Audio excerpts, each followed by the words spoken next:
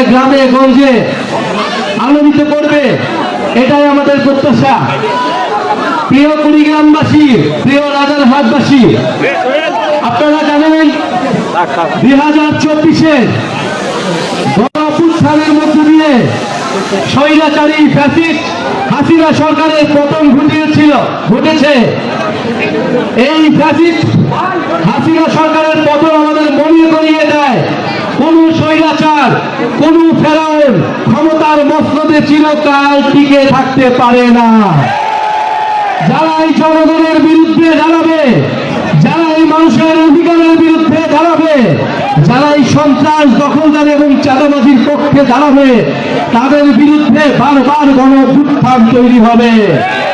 ফলে আমরা যাতে শিক্ষা নেই এবং একটি নতুন বাংলাদেশ গঠনের জন্য, যে বৈষম্যহীন বাংলাদেশ আমাদের সকলের প্রত্যাশা ছিল, আমরা জানি এখনো আমরা বৈষম্য দূর করতে পারিনি। এই কুড়িগ্রাম বৈষম্য, অবহেলা, দুর্দশা এবং বঞ্চনার আরেকটি নাম হচ্ছে এই কুড়িগ্রাম।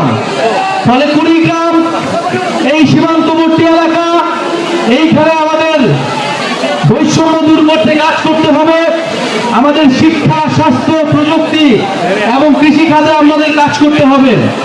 সরকারের কাছে আমরা আহ্বান জানাই যে অবশ্যই কুড়িগ্রামের দিকে তারা তাকাবে এবং অর্থনৈতিক এবং আঞ্চলিক বৈষম্যের শিকার যাতে কুড়িগ্রামে না হয় সে বিষয়ে বিশেষ খেয়াল রাখতে হবে।